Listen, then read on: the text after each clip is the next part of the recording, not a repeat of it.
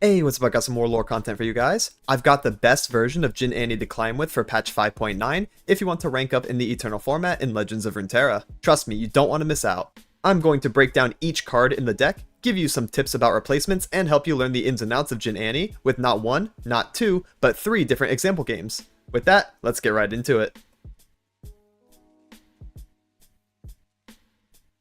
So I did do some quick digging, just have some stats for you guys to show you how good Jhin Annie is doing. It comes in with a win rate of 63.17% and a play rate of 2.15%. Its best matchups include Elder Dragon Freljord, Shyvana Aesol Dragons, Rumble Vayne Combo, and also Samira Fizz. Its worst matchups are Thresh Nasus, Draven Rumble, Poppy Ziggs Burn, and Leona Burn. Jhin Annie is an aggro deck that also wants to combo off with skill synergy cards.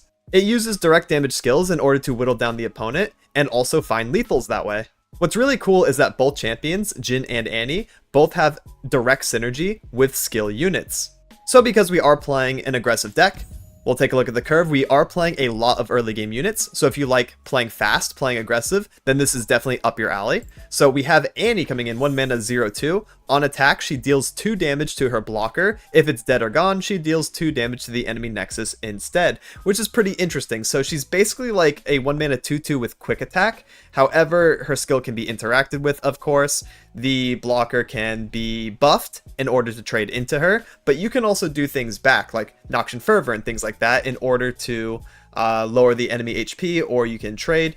You can do all kinds of different stuff. It's really, really interesting. So you have to keep that in mind. She's doing damage not from her attack stat, but actually from her skill, which synergizes with her level up condition and also Jhin. Upon leveling up, she gains 1 attack, but also gets a stronger skill that deals more damage and also stuns the enemy unit, making Annie virtually unblockable. You also get Tibbers in your hand, which is really strong, and you can use this at some point in the mid game to help close out by getting a big stun on the opponent's board, maybe even a big board wipe, because Tibbers does do AoE damage to already damaged units, and he's also a fearsome attacker, so if the opponent doesn't put up a fearsome blocker, then Tibbers just gets away with a bunch of damage. Next we have aggressive 1-drops, Crackshot Corsair being a 1 mana 1/1 that sits on the bench and also has an attack skill. Whenever your allies attack, you deal 1 additional chip damage to the enemy nexus directly. We have Legion Rearguard, who is not a skill unit, but he is still, to this day, the best aggro 1-drop in the game, being a 1 mana 3/2 that cannot block. The cannot block does not matter, you're just opening Rearguard, sometimes multiple Rearguards, sometimes Rearguard in conjunction with Annie and Sabo, and just pushing a lot of early game damage with your 1-drop swarm. So Rearguard is going to fit right in, even though he doesn't have a skill. Next we have Saboteur, who is a 1 mana 2/1 that does have a skill, so really good synergy, really good aggressive Noxus unit. Moving on to the 2-cost cards, we have Boom Crew Rookie, 2 mana 1/3, attack, deal 2 to the enemy nexus. So obviously fantastic, we want to be dealing even more damage. What's really nice about Boom Crew Rookie is that he has 3 HP, which allows him to dodge Avalanche. So if you hard mulligan for multiple Boom Crew Rookies in Freljord matchups, you will get away with a lot of extra damage. You can open like Sabo on 1 into Boom Crew on attack 2, into like setting up, let's say, a Rearguard and Boom Crew on 3, and then just sending it, right? And you're just pushing massive amounts of damage, and the rookies themselves are unavalancheable, so that's always a feels good.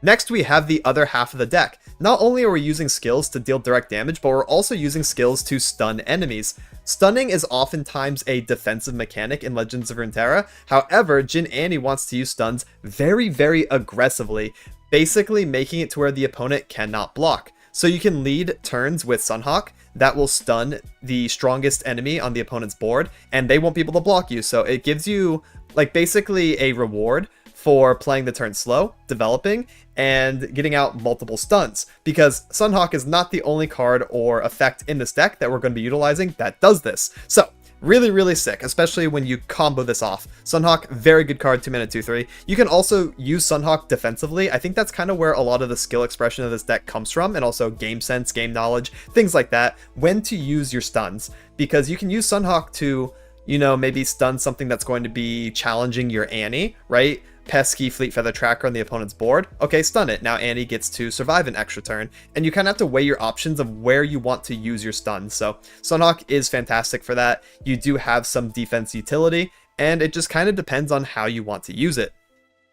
Moving on to the other stunner, 2 mana 4/2, Stagehand. Play stun an enemy. This one is your choice. It's not strongest, it's not weakest, it's not Daybreak. You basically just get to use this card whenever you want, on whoever you want. However, Stagehand is ephemeral, so you are obligated to use this on attack turn to get full value, rather than on defense. You'd rather play Sunhawk on defense, Stagehand on attack if you have to play defensively. However, Stagehand's best use case is, of course, in conjunction with Sunhawk already being played, because now, for 4 mana, and also 2 bodies, you have stunned 2 of your opponent's units, the strongest and also your one of choice. Now this gets even crazier if Jhin is on the board, popping a Lotus Trap, which does more stuns. It's crazy if you have Pirouette still, and you can get a 3rd stun, sometimes a 4th, and there are times where you can literally stun the entire enemy board before you even attack, which feels amazing. You basically get like a 1-turn kill from like multiple Stagehand setups, Jhin on board, things like that. So you want to utilize Stagehand accordingly, whether you are using it in the mid game for just a little bit of damage, or if you're trying to close out with a multi-stun turn.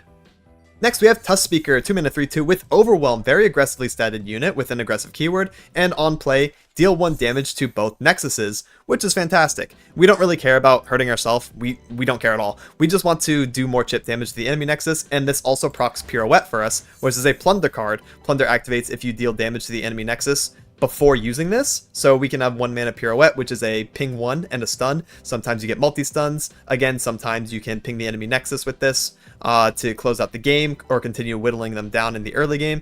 All kinds of good stuff. So Tusk Speaker Pirouette combo is fantastic. We definitely want to be running those. Next, we have 2 Mana Soul Student. Donnie is like probably my favorite card from the entire Conservatory crew, is what I call them. I love this guy. He's super, super cool. Each round, the first time you play a fast speed spell, a slow speed spell, or another skill, he also does an extra chip to the enemy Nexus. Just a quick little deal 1. It's really nice because you can stack this with Jhin, of course. You can turbo level Annie with this. You get it once per turn, so his expected result is, if he's not dying immediately, getting like 2 of these off, maybe 3, maybe 4, and you're kind of winning the game. He's a snowball card too, which is really nice, but he is replaceable.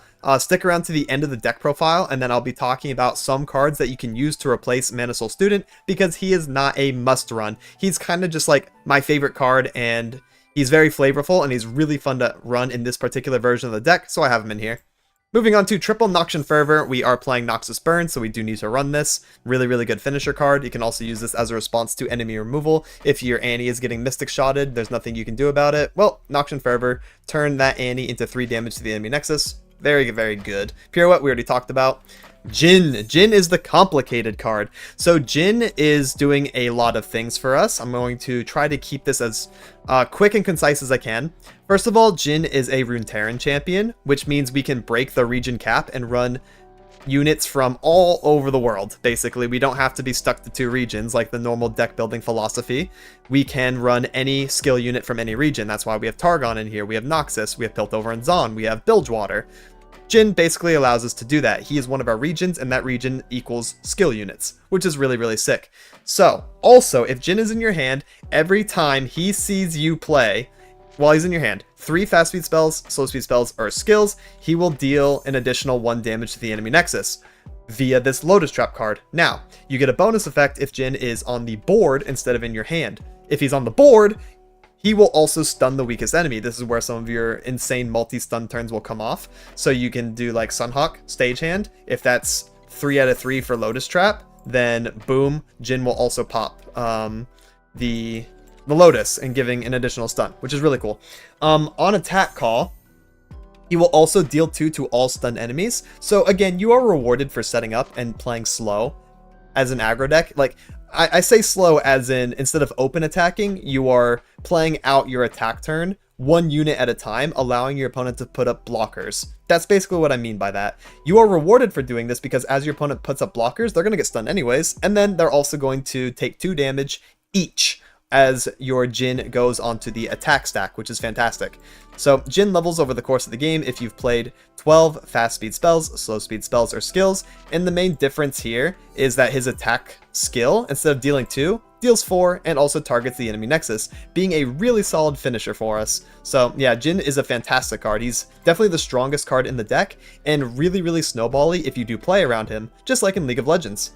A big question that I'm often asked, and one that I want to give a little bit of context on, is attack order. So attack order does matter in Jhin Annie. For the general rule of thumb that I always give is, in the early and mid game, you should attack with Jhin on the far left, so put him on the stack first.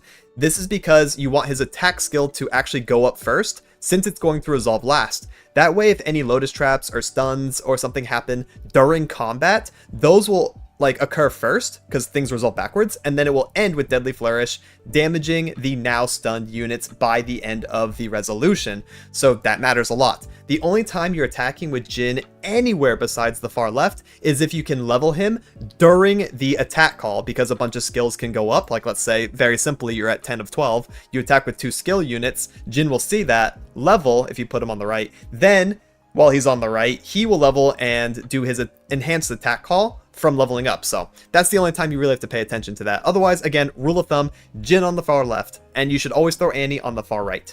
Okay, fair enough. Nice and simple. Finally, rounding it out, we have 2 Augmented Experimenter for refill in case the game is going a bit long, in case you're fighting a control deck that's slowing you down. That way you can fish for more cards. And the cards that you are fishing for, like Decimate! 6 mana slow speed spell, deal 4 to the enemy nexus. Big finisher, spend a bunch of mana, kill the opponent if they have 4 HP. Sometimes you can stack this with Jhin Lotus Trap, that's 5. Donnie's on the board, aka Mana Soul Student, well, that's 6. You have 1 extra mana and Pirouette in hand, okay, that's 7. See what I mean? You can kind of reach, higher damage thresholds than just what Decimate says. But yeah, it's pretty easy. You whittle down the opponent over the course of the game, finish out with Fervor Decimate, Jhin stuff, things like that. So, really, really good. Now, about the replacements. This Mana Soul Student does not necessarily need to be here. You can run a bunch of other things in its place. Very simply, the one I'd probably recommend the most, especially for, newer players, or you just want, a good core foundation, and, a simple way to play the deck, you'd run 2 Demolitionists here. She's just more damage and is also a skill unit. She's going to consistently get Mana Soul Student's damage off at the cost of damaging your own ally. So, yeah, it's pretty good. I'd recommend her. You can also run 2 Tome. Tome is a really spicy card, so this would definitely be one of the more, if you are already good at Jhin Annie and you want to run a more, high risk, high reward card, Ravenborn Tome can also fit in there. You can also run more draw for consistency. I'd recommend Whispered Words. That way you have 2 Experimenter, 2 Whispered Words, that's 4 draw cards. That will not really speed your deck up, but make it more consistent to close out versus slower decks if you're looking for that. So the 2 Whispered Words can go in there. You can also run Prefect if you really want to. I actually think she's a really cool card. She's the same cost as Mana Soul Student. She's an epic, so she's more expensive, but if you already have her, she's really cool. She's won a lot of games for me in the past. She's definitely a card you'd want to run 2 of, not 3, so she also fits right in there. You can also run Witness. 2 Witness is actually really spicy, especially if you are utilizing the Flow. Flow procs off of skills, by the way, so you can get more consistent multi-stun turns. So if you like the idea of having more consistent, Sunhawk, Stagehand type turns, then Witness can also go in here instead of the Mana Soul Student. But I'm going to go ahead and put them in. Those are my basic, takes and swap-ins. And that's it for the deck rundown. Now here's 3 live commentary games so you can see how the deck plays out. I'll be giving context to why I'm playing certain cards, and hopefully it gives you a good feel on how to play the deck. And for the first example game, we have the ever popular TF Nilah, which wants to stall, get the Sunk Temple out, turbo level TF, turbo level Nilah. Very scary. We're attacking on odds, which is fantastic. We definitely want to keep rear guard. And mulligan away the rest. For the most part, we want to look for both champions, or a combination of 1s and 2 drops. Rear guard. Reporting in. Send it. Bam! 3 damage on turn 1. Love to see it. We also have multi-stuns. We can probably use one defensively on Nilah, or we can just play Boom Kuruki. Boom Kuruki it is. I kind of want them to play a unit here, medium would be nice. Oh, they're using removal. Okay, so they're playing pretty slow here. They might sit back, relax, and just kind of try to shoot my units, which I'm actually a little worried about. It sucks too, because I definitely want to play Corsair and a 2-drop this turn, because that curves us out the best. Mana Soul Student doesn't do a whole lot since we don't have another skill on board, so what I think I'm going to do is actually Corsair Stagehand. Let's get him, crew. Especially if they play a unit here. If they just play Nilah or a 3-cost of some kind, then boom, we can Stagehand and push massive damage on turn 3 here. An obscene amount, actually. Perfect, that's the Nilah. Hopefully they don't have 1 mana removal, so no Victor Hand, no thermal for 1. Nothing. Nice. Look, 9 damage. In a deck that does not have healing, by the way, unless they have a random explorer somewhere. They're already at 8 HP on turn 3. And we're championless. We're not even doing anything that crazy. Look, we have lethal in hand. We just have to get to the mana. Yep. So what I'm going to do here is Donnie. And then I'm going to open attack and then play Decimate. They have to use Mystic or they have to do Gold Card or something. They have to remove this Donnie, like right now. Yeah. So they're on red? Oh, interesting. Interesting. Okay, that's slightly different than I expected. I think what I'm going to do is still Decimate and then attack with Rearguard after. I want to make sure I get that Donnie in. Alternatively, I can do Sunhawk Corsair and then just do 1 Decimate.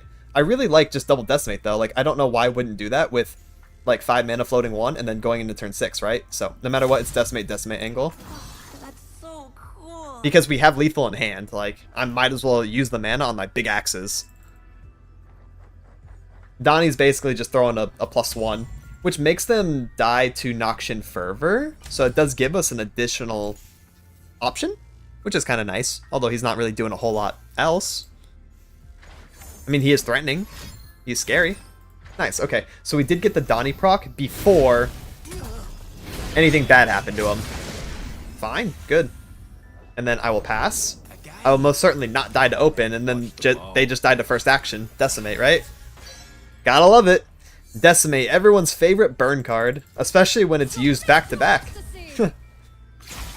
We basically just treated this matchup like a race and dealt a bunch of damage as fast as possible, and it looks like we won the race before they were able to set up their own vehicle, so to speak, if we're going with that analogy. And for the second game, we do in fact have Elder Dragon Frel featuring a bunch of different champions. So this is one of our good matchups, right? They want to play Ramp, they want to play Avalanche. We love Boom Kuruki, we love 1-drops. Honestly, like 1-2-2-1 is pretty good when attacking on odds because we play 1-drop on 1, 2-drop on 2, and then 2 and 1 on 3, right?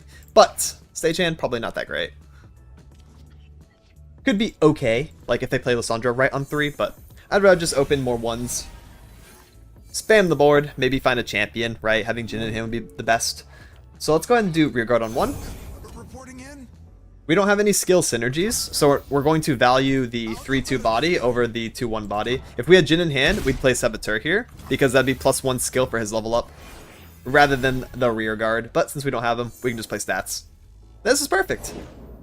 Alright, check this out. Boom. Boom Kuruki. Yeah, that's fine. I think I'm going to start with Corsair and see if we get Avalanche. So let's do that. Corsair. Avalanche, question mark? Are we going to see an Avalanche here? If so, then we're going to play double Sabo. The order of our play actually does matter for like optimization, so I am playing the Corsair because I don't care about her as much. And if they did Avalanche, then this unit would be 2, and the Saboteurs that I would play would trade into them, right? But there's no Avalanche, so now we're just going to slam everything. And I'm pretty sure we're also going to attack with everything, just because we are wide. Full send all the time. No reason to hold back.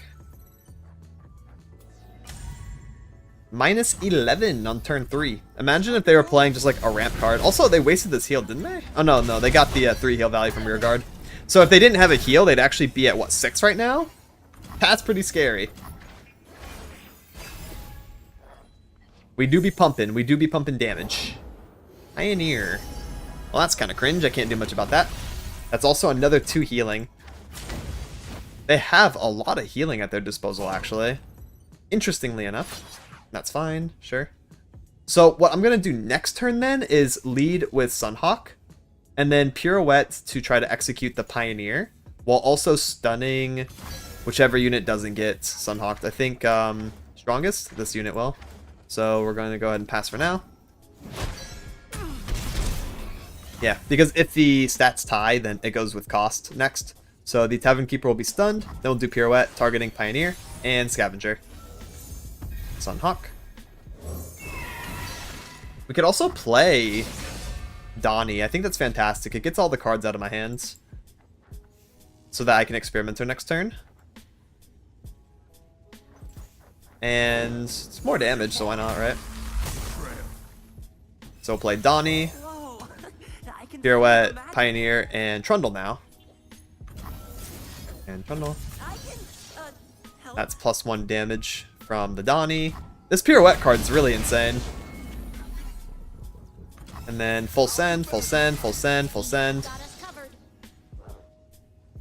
There you are. Yeah, they live with 1 blocking most. Should be pretty easy to find 1 damage. I would certainly hope. They haven't ramped, so they're not really like accelerated in terms of what they're capable of. They're not using their Hot Cocoa either. They could use Hot Cocoa and heal up to 3, right? Which would be very good for them. There it is. I don't know why you weren't doing that last turn. It's scaring me a little. Okay, and there's the Cataclysm. That's ramp. Let's go ahead and do the Experimenter on the 3-2. Forget the Corsair. Don't need it. Just get new cards here. Try to find Decimate. Try to find Fervor. There it is. There they are. Okay. Very cool. Yeah, nice and easy. They're like, yeah, there's not enough healing for all that. That's why Experiment is really good. And for the final game, we have Iceborne Spiders, which should actually be pretty good into us, so this might be difficult. Iceborne Spiders is really good at like setting up blockers and being even more wide than we are, so even though we do multi-stuns, I mean, they should be pretty happy. We have Pirouette though. Pirouette's really good into the Spiderlings, especially early game. Let's go ahead and, wow, we need a 1-drop. We really do. I actually feel like this could be a full mulligan and just try to find like a new hand entirely. Like we have some decent combos here with like a Sunhawk. That's good to have, especially on defense too, into Elise. Donnie Pirouette's cool. Boom Crew's pretty cool. I think because of the turn order, we are going to keep the Sunhawk, just so we have an answer to the Elise. Okay, and we got both champions. Nice. We definitely lucked out. That's a very strong mulligan. Come on, Tippers. It's Got Annie on 1, hopefully no Quietus. Nice, no Quietus. We do also have to worry about Vile Feast, since we are playing in Eternal, and we are fighting spiders. They could also be on Soul Harvest. They could be on, like, lots of removal. I haven't seen the most updated version of Iceborne Spiders. But I do know that it is very scary. Elise will Sunhawk. If they pass, we probably accept the pass. Anything else? We Tusk Speaker. And then Open Attack, probably. Those are all of our different routes. If they bait a pass like this, I actually kind of want to accept it because... but we have Tusk. Tusk is a good answer into Elise, right? I'll just trade into her then. Do they run Elixir of Iron? I don't know. How combat focused are they? I'm going to play the Tusk. On the assumption that they don't have Elise and they were just trying to, like, actually pass. And if they're baiting a stun in their big brain, then okay, they play Elise, I'm going to have to trade. Nice. They do not have the Elise, so now our open attack is much stronger, which I'm going to just go ahead and go for. And we'll float turn 3, which gives us Fervor mana. We can play Jhin on defense 4 if we'd like, and then do a stun combo on attack 5 with Fervor in the pocket for an additional stun, right? So that's how this is looking so far. We're going to try to win on attack 5. If not, it's going to have to be defense 6 or attack 7. I'm just kind of like planning ahead. This could be Brood. The Brood Awakening. Sure. Pass. I'm still going to commit to my floating 3. Yeah, we're going to Jhin. Jhin it up, Jhin it up. They don't have Vengeance mana, so they can't really deal with him. What are they doing? Okay, I'm going to play the Jhin. I don't want to accept that pass. This is fine. I'm going to take 6. I am most certainly not blocking. I kind of want to get to that Annie level. ASAP. Now that I think about it. Ceaseless Sentry is chill. Alright. Sunhawk first because it's Daybreak. I kind of wish we had one more 1-drop. Like if we top decked a Corsair or a Saboteur, that'd be so good. But it's okay. Feast as a response puts Jhin to 3. Interesting. Iceborne, sure. Fascinating. Okay, so let's go ahead and stagehand here and here. I am frightened, but I am ready. Embrace it, your adoring public. where there's fire, there's shiver. I'm probably also going to use a very aggressive Fervor now that they tapped to 0. and I'll show you why in a second. Because we're actually going to get more damage fervoring, because we're still setting up. We still have the attack. So if I do fervor on like my least valuable units, my 2/3, right? That will kill a spider, and Lotus Trap will also proc because we are at 2 of 3, and that will stun the spider. So this fervor is giving me way more than 3 damage to face. I will give them a chosen. It's removing 2 blockers from them. We're not leveling Jhin, so we'll attack with him on the left. Not that it really matters here, but again, I wish I had one more 1-drop. Curtain rises. They have 1 blocker. And I think that means they're dead. They're dead blocking most, so... See? Very, very good fervor. It's because they tap to 0. We have all the time in the world. We can just play with the turn however much we want. So we go for damage efficiency, damage maximizing, and we just win. And that's it for the Jhin Annie deck. Extra shout out to the patrons on screen. Much love and thank you for supporting. So yeah, to wrap things up, this deck has been highly requested, and now that I'm focusing on Eternal Ranked, I figured it'd be a good time to update the deck and guide as a whole. That way you have a strong Jhin Annie deck to blitz through ranks with, or just play once in a while for fun to have a good time. Thank you so much for watching and have a good one. Laters!